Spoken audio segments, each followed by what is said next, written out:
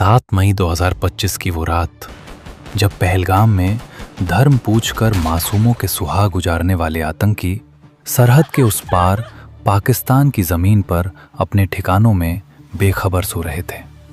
उन्हें ज़रा भी अंदाज़ा नहीं था कि ये रात उनकी ज़िंदगी की आखिरी रात साबित होने वाली है।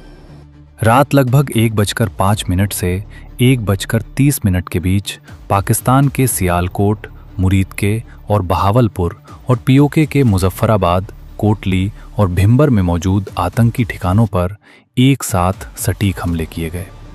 लश्कर-ए-तैयबा, जैश-ए-मोहम्मद और हिजबुल मुजाहिदीन के कुल 9 ठिकानों पर 24 मिसाइलें और कई बम बरसाए गए। कुछ ही पलों में आतंक के ये अड्डे धुएं और राख में बदल गए, मानो उनका नामो निशान मिटा दिया गया हो। लेकिन भारत का ये जवाब सिर्फ मिसाइलों का जवाब नहीं था। ये बदला था हर उस विधवा के आंसू का जिसके माथे का सिंदूर इन आतंकियों ने उजाड़ा था।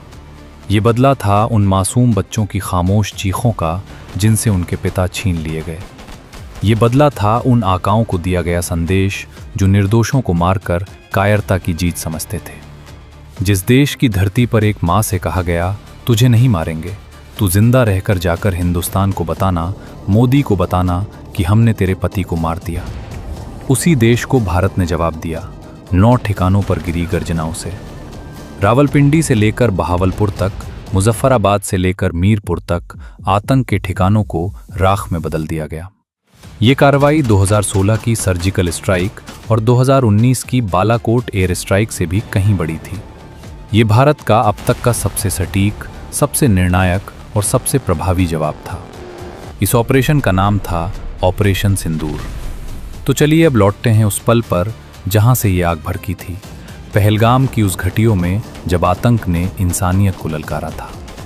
अब देखिए पहलगाम हमला, शुरुआत से साजिश तक, और कैसे उस एक रात ने भारत के सबसे बड़े जवाब की कहानी लिख दी। 22 अप्रैल 2025 को जम्मू कश्मीर की पहलगाम की बैसरन वैली, जो अनंतनाग ज़िले से करीब 6 किलोमीटर दूर स्थित एक बेहद खूबसूरत टूरिस्ट स्पॉट है और जिसे लोग मिनी स्विट्ज़रलैंड कहते हैं, उस दिन सैकड़ों टूरिस्टों से भरी हुई थी। चारों तरफ बर्फ से ढकी चोटियां और देवदार के लंबे लंबे पेड़ों का घना जंगल था। लोग अपने परिवार के साथ हंसते बोलते घूम रहे थे। कोई नई नई शादी के बाद हनीमून मनाने आया था, तो कोई बच्चों के साथ जिंदगी के खुशहाल पल जी रहा था। तभी अचानक देवदार के जंगल से 5 से 6 लोग निकलकर घाटी में घुस आए। कुछ ने सेना और पुलिस जैसी वर्दी पहन रखी थी, लेकिन असल में वो बेरहम आतंकी थे जिनके हाथों में AK-47 और M4 जैसी खतरनाक राइफलें थीं। आते ही एक आतंकी शुभम नाम के युवक के सामने आकर बंदूक तानते हुए चिल्लाया, बता तू हिंदू है या मुसलमान? डर से कांपते शुभम ने धीमी आवाज में कहा, हिंदू। बस इतना सुनते ही आतंकी ने गुस्से में अंधाधुंध गोलियां चला दी और शुभम वहीं गिर पड़ा। उसकी पत्नी चीखते हुए बोली, बचाओ, मेरे पति को बचाओ। लेकिन आतंकियों ने पूरी घाटी में फैलकर हिंदुओं को निशाना बनाना शुरू कर दिया। थोड़ी दूर इंडियन नेवी के लेफ्टिनेंट विनय नरवाल अपनी नई नवेली दुल्हन हिमांशी के साथ खड़े थे, जिनकी शादी को सिर्फ 6 दिन हुए थे। एक आतंकी ने उनसे नाम और धर्म पूछा। विनय ने कहा, हिंदू, और अगले ही पल गोली चल गई। हिमांशी रोते हुए अपने पति की लाश से लिपट कर कहती रही, विनय उठो, प्लीज उठो। चारों तरफ गोलियों की गूंज से घाटी कांप रही थी। कुछ लोग पेड़ों के पीछे छिप रहे थे, तो कुछ अपने बच्चों को लेकर भागने की कोशिश कर रहे थे। अमेरिका में काम करने वाले कोलकाता के बिटान अधिकारी अपनी पत्नी सोहिनी और 3 साल के बेटे का हाथ पकड़कर भागे, तो आतंकियों ने उन्हें घेर लिया और ये जानकर कि बिटान हिंदू है, उसकी पत्नी और बेटे के सामने ही उसे गोलियों से भून दिया।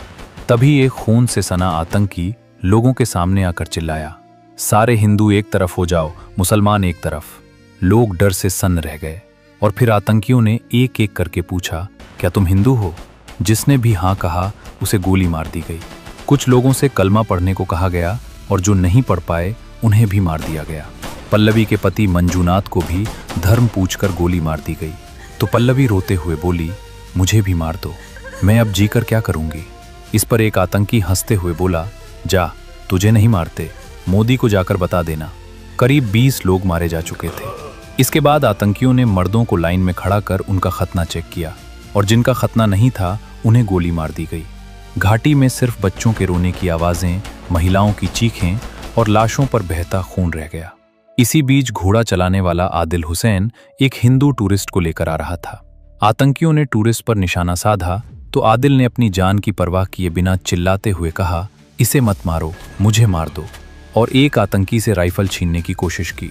लेकिन अकेला आदिल आतंकियों के सामने टिक नहीं पाया और गोलियों की बौछार में उसकी भी जान चली गई। आदिल चाहता तो अपनी जान बचा सकता था, लेकिन उसने धर्म से ऊपर इंसानियत को चुना। उधर आतंकी अपने शरीर पर लगे कैमरों से पूरे नरसंहार की रिकॉर्डिंग कर रहे थे। मरे हुए लोगों के पास खड़े होकर हंसते हुए सेल्फी ले रहे थे और जब उन्हें कोई और गैर मुस्लिम मर्द नहीं मिला तो मरे हुए लोगों पर भी दोबारा गोलियां चला दी। करीब 300 राउंड फायरिंग के बाद वो घाटी छोड़कर भाग निकले। इस हमले में 26 निर्दोष लोगों की जान चली गई और करीब 20 लोग घायल हुए। ये जम्मू कश्मीर के इतिहास के सबसे खौफनाक आतंकी हमलों में से एक था, जिसमें खुलेआम धर्म पूछकर लोगों को मारा गया। और जैसे ही इस हमले की खबर मीडिया में फैली, पूरा देश सन्न रह गया। लेकिन पहलगाम का हमला बाकी सभी आतंकी वारदातों से बिल्कुल अलग था, क्योंकि इस बार आतंकियों ने इंसानियत की सारी हदें पार कर दी थीं और धर्म के नाम पर की गई इन बेरहम हत्याओं ने पूरे देश की सहनशक्ति को तोड़ दिया था। दूसरी ओर पाकिस्तान हमेशा की तरह अपने पुराने ढर्रे पर चल पड़ा। कभी इन आतंकियों को आज़ादी की लड़ाई लड़ने वाले हंसाने लगा तो कभी इस हमले का ठीकरा भारत पर ही फोड़ने की कोशिश करने लगा। लेकिन इस बार भारत सरकार ने सिर्फ बयान देने के बजाय ठोस कदम उठाने का मन बना लिया और सबसे पहले डिप्लोमेटिक स्तर पर ऐसे फैसले लिए गए जो पहले कभी नहीं हुए थे। भारत ने सिंधु जल समझौते को निलंबित कर दिया, जिससे पाकिस्तान की खेती और जीवन रेखा मानी जाने वाली नदियों के पानी पर सीधा असर पड़ सकता था और जरूरत पड़ने पर पानी रोका या अचानक छोड़ा भी जा सकता था। इसके साथ ही अटारी बॉर्डर बंद कर दिया गया, वीजा सुविधाएं रद्द कर दी गईं और पाकिस्तान से जुड़े कई और कड़े फैसले लागू किए गए। भारत में पाकिस्तानी कलाकारों, खिलाड़ियों, मीडिया संस्थानों और सरकारी सोशल मीडिया अकाउंट्स पर रोक लगा दी गई और OTT प्लेटफॉर्म से भी पाकिस्तानी फिल्में, शो और गाने हटवा दिए गए।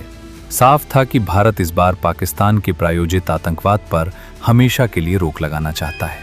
इसलिए एक तरफ अंतर्राष्ट्रीय मंचों पर पाकिस्तान को अलग थलग करने की तैयारी चल रही थी, तो दूसरी तरफ आतंकियों के खिलाफ सैन्य कार्रवाई को लेकर लगातार उच्च स्तरीय बैठकों का दौर चल रहा था। प्रधानमंत्री नरेंद्र मोदी पहले ही सार्वजनिक मंच से कह चुके थे कि इस हमले के दोषियों और इसकी साजिश रचने वालों को उनकी सोच से कहीं बड़ी सजा मिलेगी। और 2016 की सर्जिकल स्ट्राइक व 2019 की बालाकोट एयर स्ट्राइक के बाद पाकिस्तान भी जान चुका था कि भारत जरूरत पड़ने पर सैन्य जवाब देने से पीछे नहीं हटता। इसी डर के कारण पहलगाम हमले के बाद पाकिस्तान को ये आशंका सता रही थी कि इस बार भी भारत की तरफ से करारा जवाब जरूर आएगा। लेकिन भारत सरकार अच्छी तरह समझ चुकी थी कि पाकिस्तान किसी जवाबी कार्रवाई के इंतजार में बैठा है। इसलिए इस बार सीधा वार करने के बजाय पहले उसे रणनीति के जाल में उलझाया गया। 6 मई 2025 को भारत ने देश के 244 इलाकों में बड़े पैमाने पर मॉक ड्रिल की घोषणा कर दी और ये संदेश दिया गया कि 1971 के बाद पहली बार इतनी बड़ी तैयारी की जा रही है। बाहर से देखने पर ऐसा लगा जैसे भारत किसी बड़े युद्ध की तैयारी कर रहा हो। पाकिस्तान ने इस घोषणा को ही असली तैयारी मान लिया और उसकी सेना हाई अलर्ट पर चली गई। खुफिया एजेंसियां भारत के अगले कदम को भांपने में जुट गईं। हर पोस्ट पर चौकसी बढ़ा दी गई। पाकिस्तान यही समझता रहा कि भारत खुली जंग की ओर बढ़ रहा है। लेकिन इसी शोर और भ्रम के बीच भारत ने चुपचाप ऑपरेशन सिंदूर की आखिरी तैयारी पूरी कर ली। दुश्मन की नजरें एक दिशा में लगी रहीं और भारत ने अपने असली वार की दिशा तय कर ली। ये पूरी चाल इसलिए चली गई ताकि पाकिस्तान आखिरी पल तक असली ऑपरेशन को समझ ही ना पाए और जब तक उसे हकीकत का अंदाजा होता तब तक ऑपरेशन सिंदूर शुरू होता। 19 अप्रैल 2025 दिल्ली के साउथ ब्लॉक में एक हाई लेवल मीटिंग चल रही थी। प्रधानमंत्री नरेंद्र मोदी, रक्षा मंत्री Rajnath Singh, NSA Ajit Doval, CDS general Anil Chauhan और तीनों सेनाओं के प्रमुख। कमरे में सन्नाटा था, लेकिन हर दिल में एक ही सवाल था, अब और कब तक। PM बोले, देश से आतंक का खात्मा करना है, एक्शन कैसे होगा, कब होगा, ये फैसला अब सेनाएं खुद लेंगी। आपको पूरी आजादी है। इसके बाद शुरू हुआ खुफिया एजेंसियों का ऑपरेशन रॉ और NTRO। पाकिस्तान और POK में मौजूद आतंकी ठिकानों की रियल टाइम लोकेशन ट्रैक करने लगे। हर मूवमेंट, हर रेडियो सिग्नल, हर कैंप की हलचल, सब भारत की नजर में था। 21 टारगेट्स आइडेंटिफाइड हुए। 21 ठिकानों में से 9 हाई वैल्यू टारगेट्स चुने गए, वही ठिकाने जहां से पुलवामा, 26/11, पहलगाम जैसे हमलों की साजिश रची गई थी। पहलगाम में जिन महिलाओं का सिंदूर उजरा था, उनकी सूनी मांग भारत को सोने नहीं दे रही थी। इसीलिए इस मिशन का नाम रखा गया ऑपरेशन सिंदूर। ये सिर्फ एक मिलिट्री ऑपरेशन नहीं था, ये हर उस बहन के आंसुओं का बदला था जिसके सामने उसका सुहाग छीना गया था। 6 और 7 मई की रात आसमान शांत था, लेकिन तूफान उठने वाला था। राफेल, मिराज 2000 और सुखोई Su-30 MKI अपने अपने टारगेट के लिए उड़ान भर चुके थे। भारतीय सीमा के भीतर रहते हुए POK और पाकिस्तान के 9 आतंकी ठिकानों को निशाना बनाया जाना था। रात 1:05 पहला वार हुआ मुजफ्फराबाद में स्थित लश्कर-ए-तैयबा के सवाई नाला कैंप पर। वही कैंप जहां से सोनमर्ग, गुलमर्ग और पहलगाम के हत्यारे तैयार हुए थे। कुछ ही सेकंड में आतंक का अड्डा धुएं और राख में बदल चुका था। इसके बाद Syedna Bilal camp, Gulpur camp, Barnala camp और अब्बास कैंप, एक के बाद एक 5 आतंकी अड्डे POK में मिट्टी में मिला दिए गए। जो आतंकी कल तक भारत को धमकी देते थे, वो आज मलबे के नीचे दफन हो चुके थे। उसी समय भारतीय जेट्स ने पाकिस्तान के भीतर सियालकोट, मुरीदके और बहावलपुर में आतंक के ठिकानों को निशाना बनाया। मुरीदके का मरकज़-ए-तैयबा, जहां अजमल कसाब और 26 नवंबर के आतंकी तैयार हुए थे, अब इतिहास बन चुका था।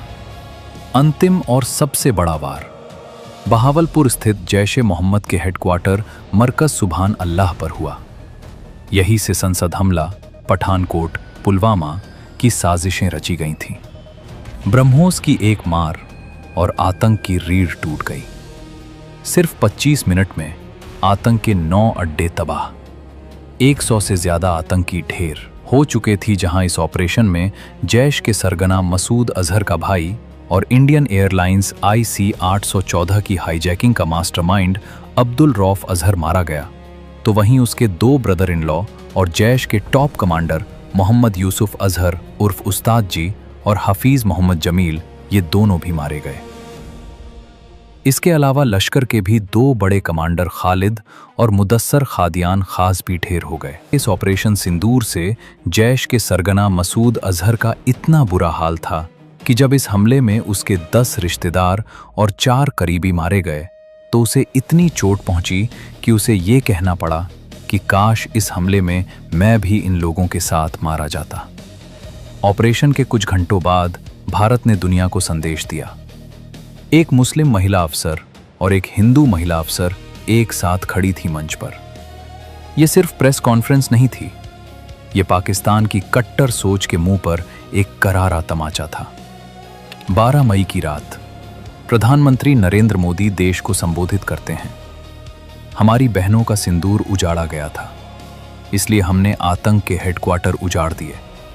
टेरर और टॉक साथ नहीं चल सकते, पानी और खून एक साथ नहीं बह सकते। अगर पाकिस्तान से बात होगी तो वो सिर्फ आतंकवाद और POK पर होगी। प्रधानमंत्री की ये स्पीच और भारतीय सेनाओं का ऑपरेशन सिंदूर इस बात का ऐलान है कि अब भारत ने पाकिस्तान स्पॉन्सर्ड टेररिज्म के खिलाफ एक नई रेखा खींच दी है। अब देखने वाली बात यह होगी कि पाकिस्तान उस रेखा को समझता है या नहीं। अगर उसकी सरकार और सेना ने अब भी आतंकवाद को पालना पसना जारी रखा, तो वो दिन दूर नहीं जब यही आतंकवाद पाकिस्तान को ही खत्म कर देगा।